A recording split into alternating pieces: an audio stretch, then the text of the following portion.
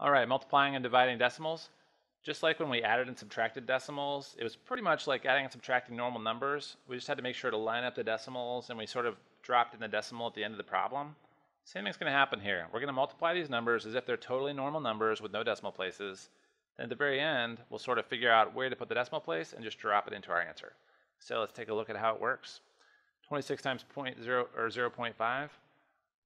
First of all, this is really a single decker problem, right? Because that's not, that zero is just there for looking good. So we're pretty much just multiplying 26 times 5. So 6 times 5 is 30. 2 times 5 is 10, plus 3 is 13. All right, so now the question is where to put the decimal, and this is what we have to figure out.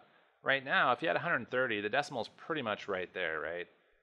But now we just need to move it in by the number of spaces that we have decimal places in the original answer.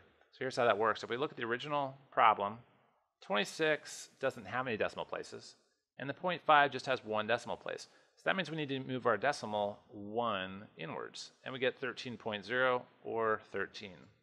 And that is our final answer. In this one, we're going to have two decimal places, 3 and a 5. So we're going to have to move the decimal 2 spots when we're done. So let's get started. 3 times 5 is 15. 1 times 5 is 5, plus 1 is 6. Drop a 0 down just like we always do with multiplying numbers. 2 times 3 is 6, and 2 times 1 is 2. So add these together, you get 5, 12, and 3. All right, so our answer is not 325.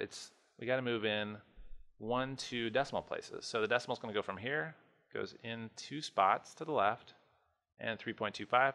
So our final answer is 3.25. Pretty easy, pretty basic, not too bad. Now, what happens if there's not enough digits? Well, you'll notice in this problem, there are 3 decimal places. There's a 5, a 0, and a 2. So we're going to have to move our decimal 3 times. But it turns out that when we do this problem, we're not going to have 3 places to move our decimal. If you do 2 times 5, that's 10. 1 times 2 is 2, plus 1 is 3. So there's our 30. Now we just said we need to move the decimal 3 places, right? 1, 2, 3. So we start moving it 1, 2. Uh-oh, I need to move it a 3rd spot, but there's nothing to put it on the other side of, right? There's nothing here in front of that 3 to put the decimal in front of. Can I just go around putting a decimal in empty space and then leave a gap and then a 3, 0? No, you would not want to do that. Turns out you're going to do the same thing here we did in the adding and subtracting. We're just going to put a 0. Just randomly conjure a 0 and slap it in there to take up some space. The same thing happened when we were adding and subtracting decimals. If you had like 1.3 and you wanted to add to it like 2.367, I would recommend that you drop in a couple of zeros here just so it's more obvious where stuff lines up. Because whenever you have a decimal, you can just sort of willy-nilly drop in zeros and, it's still 1.3. Kind of the same thing going on here. We're sometimes going to have to put in zeros where there is not a 0 currently. And right here with this, we really do need this 0 because 0.030 is very different than 0.30. This is 30 hundredths versus if we did 0.3, that'd be 3/10. So big difference, but the point is, if you run out of places, if you're sitting here moving the decimal and you run out of stuff to leapfrog, just drop in zeros. All right, what if there's a negative sign? Well, just like with regular numbers, a negative times a positive number like we have here in the first problem is going to be a negative answer. So we could just go ahead and put in a negative sign just so we don't forget it later. Or if it's one of those quizzes where you sort of do the work over here and then you have the answers over here, wherever that answer slot is, you could just put in a negative sign right off the bat, realizing it's going to be negative, so you don't have to worry about remembering it later. But now we'll just multiply normally. So 3 times 5 is 15. 1 times 5 is 5, plus 1 is 6. 2 times 3 is 6. I think we just did this problem a second ago. 12, 3. Then we got 1, 2 decimal places.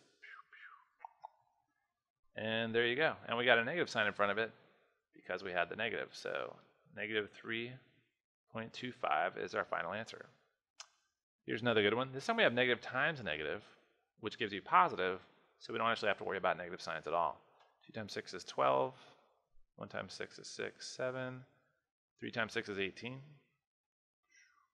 And then how many decimal places do we have?